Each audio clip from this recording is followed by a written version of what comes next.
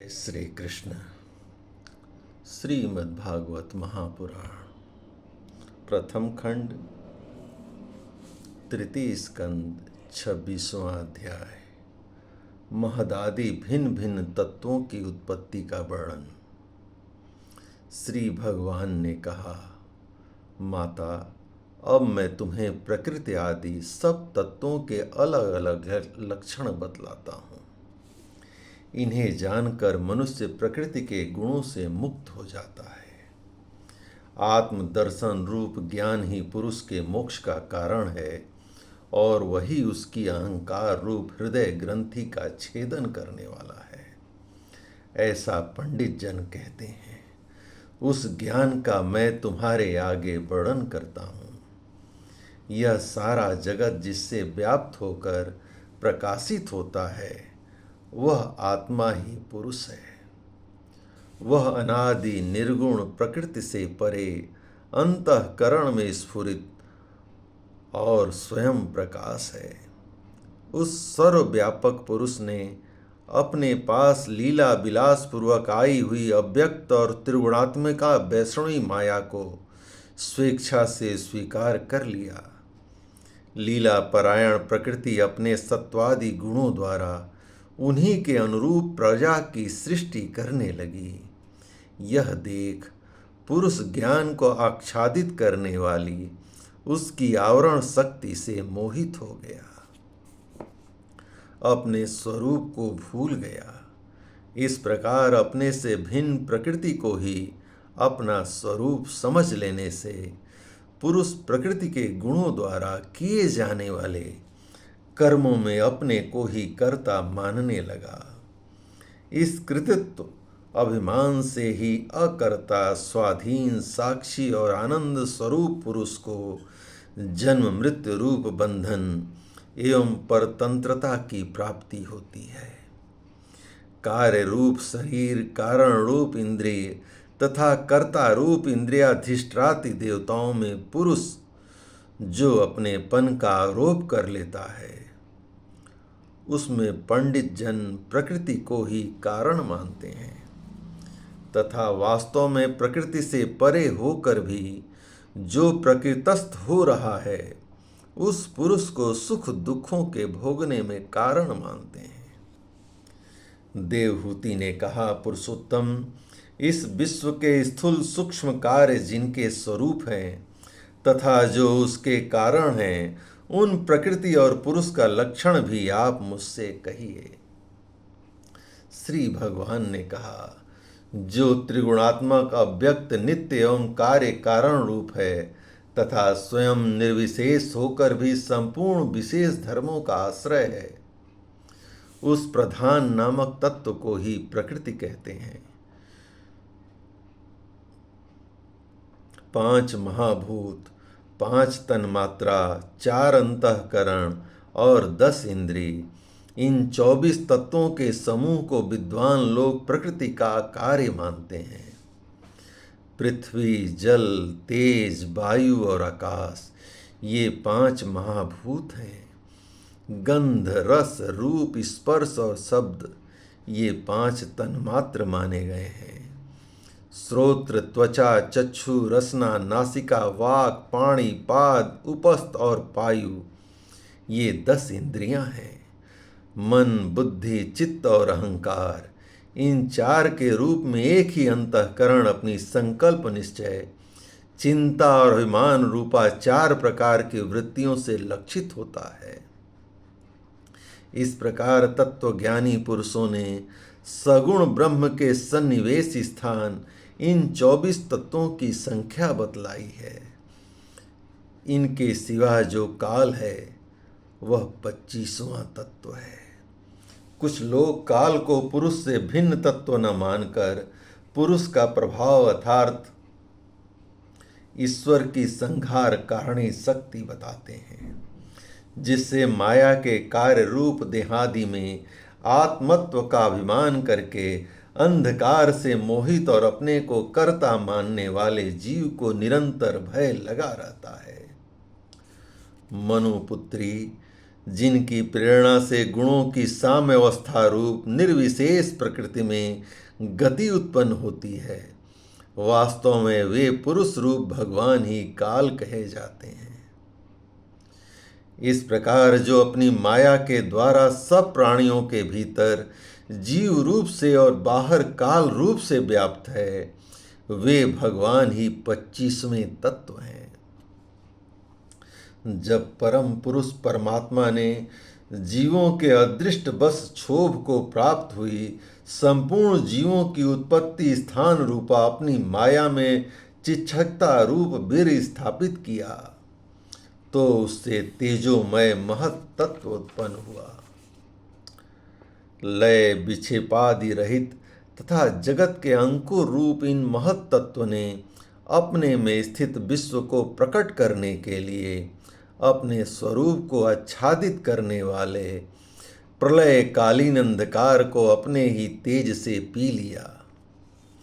जो सत्व गुणमय स्वच्छ शांत और भगवान की उपलब्धि का स्थान रूप चित्त है, वही महत तत्व है और उसी को वासुदेव कहते हैं। जिस प्रकार पृथ्वी आदि अन्य पदार्थों के संसर्ग से पूर्व जल अपनी स्वाभाविक अवस्था में अत्यंत स्वच्छ विकार शून्य एवं शांत होता है, उसी प्रकार अपनी स्वाभाविकी अवस्था की दृष्टि से स्वच्छत्व, अविकारित्व और शांतत्व ही वृत्तियों सहित चित्त का लक्षण कहा गया है। तदंतर भगवान की वीर रूप चित्त शक्ति से उत्पन्न हुए महत तत्व के विकृत होने पर उससे क्रिया शक्ति प्रधान अहंकार उत्पन्न हुआ। वह वैकारिक तेजस और तामस भेद से 3 प्रकार का है। उसी से क्रमशः मन, इंद्रियों और पंच महाभूतों की उत्पत्ति हुई। इस भूत, इंद्रिय और मन रूप अहंकार को ही पंडित जन साक्षात संकर्षण नामक सहस्त्र सिर वाले अनंत देव कहते हैं। इस अहंकार का देवता रूप से कृतत्व, इंद्रिय रूप से करणत्व और पंचभूत रूप से कार्यत्व लक्षण है तथा सत्वादि गुणों के संबंध से शांतत्व, घोरत्व और मूढ़त्व भी इसी के लक्षण है। उपर्युक्त 3 प्रकार के अहंकार में से वैकारिक अहंकार के विकृत होने पर उससे मन हुआ, जिसके संकल्प विकल्पों से कामनाओं की उत्पत्ति होती है। यह मनस्तत्व ही इंद्रियों के अधिष्ठाता अनिरुद्ध के नाम से प्रसिद्ध है। योगी जन शरतकालीन नील कमल के समान श्याम बण वाले इन अनिरुद्ध जी को सहने सहने मन को बसीभूत करके आराधना करते हैं। साध्वी, फिर तेजस अहंकार में विकार होने पर उससे बुद्धि तत्व उत्पन्न हुआ। वस्तु का स्फुरण रूप विज्ञान और इंद्रियों के व्यापार में सहायक होना, पदार्थों का विशेष ज्ञान करना, ये बुद्धि के कार्य हैं। वृत्तियों के भेद से संशय, विपर्यय, विपरीत ज्ञान, निश्चय, स्मृति और निद्रा भी बुद्धि के ही लक्षण है। यह बुद्धि तत्व ही प्रद्युम्न है। इंद्रियां भी तेजस अहंकार का ही कार्य हैं। कर्म और ज्ञान के विभाग से उनके कर्मेंद्रिय और ज्ञानेंद्रिय 2 भेद हैं। इनमें कर्म प्राण की शक्ति है और ज्ञान बुद्धि की। भगवान की चेतन शक्ति की प्रेरणा से तामस अहंकार के विकृत होने पर उससे शब्द तन्मात्र का प्रादुर्भाव हुआ। शब्द तन्मात्र से आकाश तथा शब्द का ज्ञान कराने वाली सोतेंद्री उत्पन्न हुई।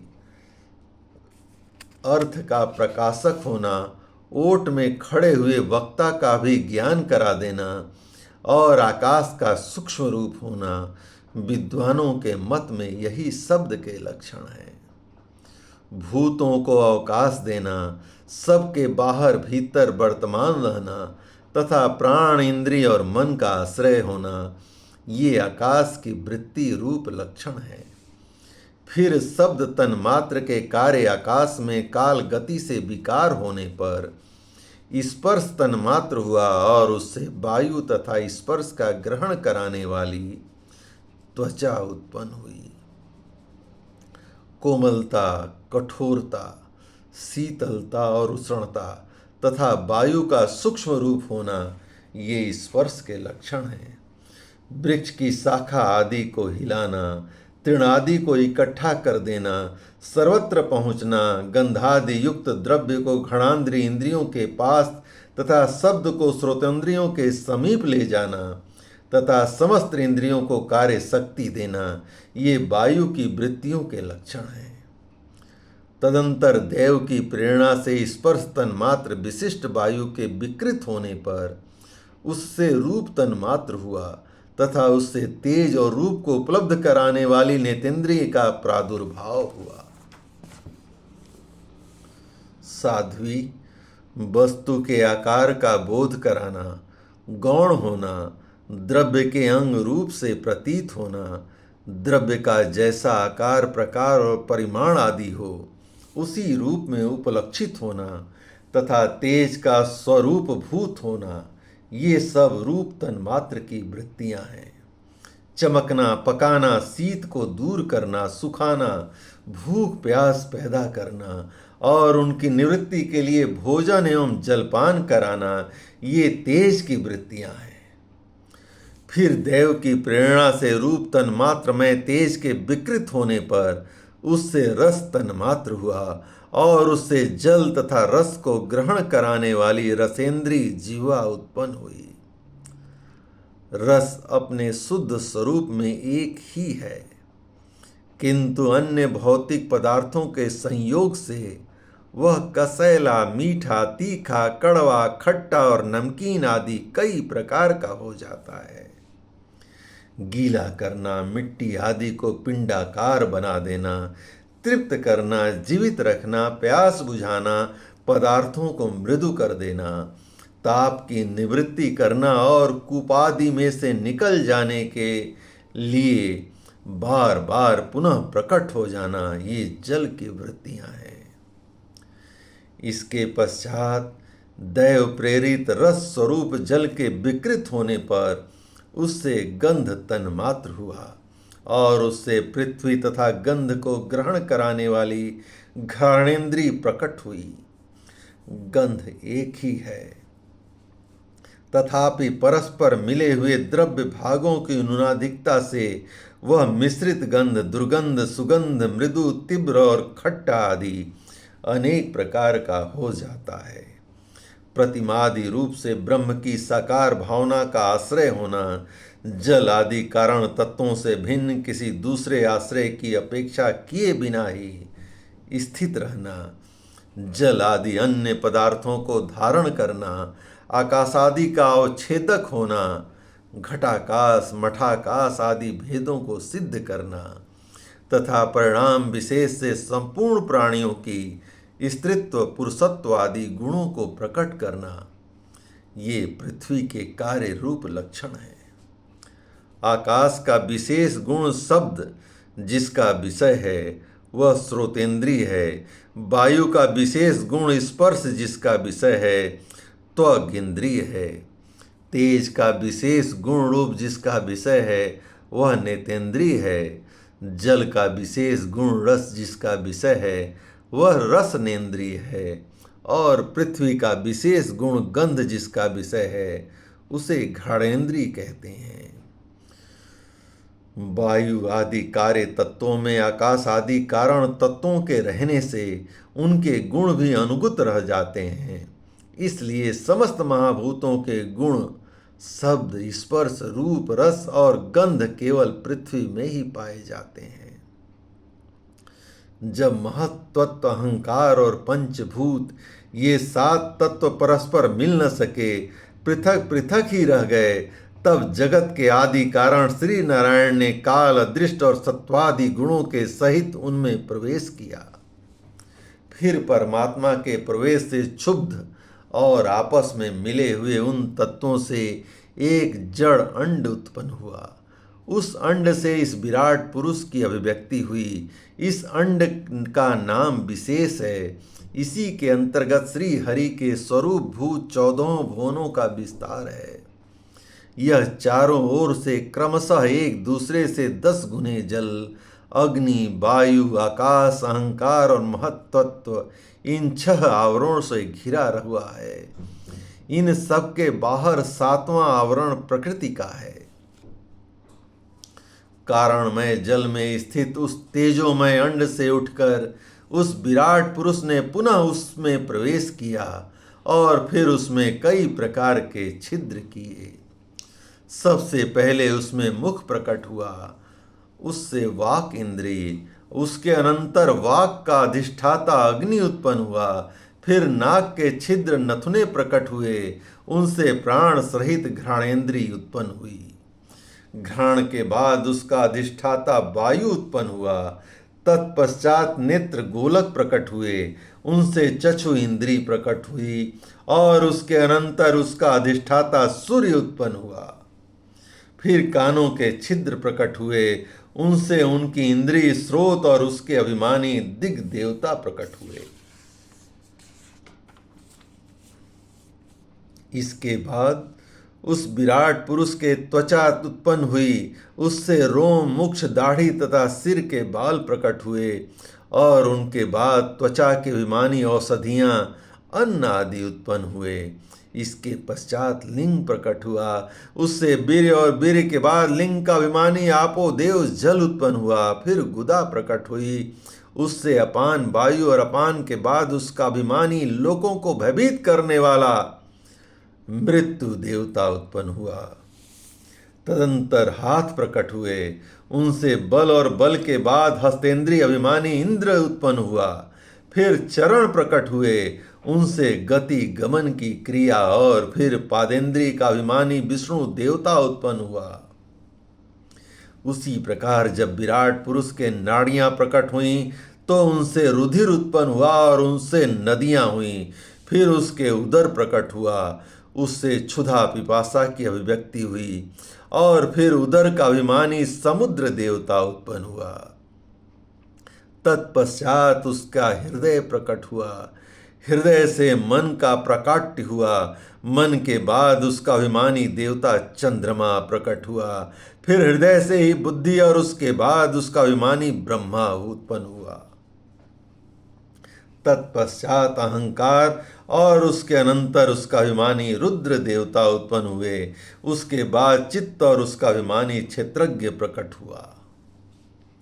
जब ये क्षेत्रज्ञ के अतिरिक्त सारे देवता उत्पन्न होकर भी विराट पुरुष को उठाने में असमर्थ रहे तो उसे उठाने के लिए क्रमशः फिर अपने अपने उत्पत्ति स्थानों में प्रविष्ट होने लगे। अग्नि ने वाणी के साथ मुख में प्रवेश किया, परंतु इससे विराट पुरुष न उठा। वायु ने घड़ेंद्रियों के साथ नासा छिद्रों में प्रवेश किया, फिर भी विराट पुरुष न उठा। सूर्य ने चक्षु के सहित नेत्रों में प्रवेश किया, तब भी विराट पुरुष न उठा। दिशाओं ने श्रवणेंद्रियों के सहित कानों में प्रवेश किया, तो भी विराट पुरुष न उठा। औषधियों ने रोमों के सहित त्वचा में प्रवेश किया, फिर भी विराट पुरुष न उठा। जल ने वीर्य के साथ लिंग में प्रवेश किया, तब भी विराट पुरुष न उठा। मृत्यु ने अपान के साथ गुदा में प्रवेश किया, फिर भी विराट पुरुष न उठा। इंद्र ने बल के साथ हाथों में प्रवेश किया, परंतु इससे भी विराट पुरुष न उठा। विष्णु ने गति के सहित चरणों में प्रवेश किया, तो भी विराट पुरुष न उठा। नदियों ने रुधिर के सहित नाड़ियों में प्रवेश किया, तब भी विराट पुरुष न उठा। समुद्र ने क्षुधा पिपासा के सहित उदर में प्रवेश किया, फिर भी विराट पुरुष न उठा। चंद्रमा ने मन के सहित हृदय में प्रवेश किया, तो भी विराट पुरुष न उठा। ब्रह्मा ने बुद्धि के सहित हृदय में प्रवेश किया, तब भी विराट पुरुष न उठा। रुद्र ने अहंकार के सहित उसे हृदय में प्रवेश किया, तो भी विराट पुरुष न उठा। किंतु जब चित्त के अधिष्ठाता क्षेत्रज्ञ ने चित्त के सहित हृदय में प्रवेश किया, तो विराट पुरुष उसी समय जल से उठकर खड़ा हो गया। जिस प्रकार लोकों में प्राण, इंद्रिय, मन और बुद्धि आदि चित्त के अधिष्ठाता क्षेत्रज्ञ की सहायता के बिना सोए हुए प्राणी को अपने बल से नहीं उठा सकते, उसी प्रकार विराट पुरुष को भी वे क्षेत्रज्ञ परमात्मा के बिना नहीं उठा सके। अतः भक्ति, वैराग्य और चित्त की एकाग्रता से प्रकट हुए ज्ञान के द्वारा उस अनंतर आत्मा स्वरूप क्षेत्रज्ञ को इस शरीर में स्थित जानकर उसका चिंतन करना चाहिए। जय श्री कृष्ण। इस प्रकार भगवान श्री कृष्ण की कृपा से श्रीमद् भागवत महापुराण तृतीय खंड का 26वां अध्याय संपूर्ण हुआ। जय श्री कृष्ण, जय श्री कृष्ण।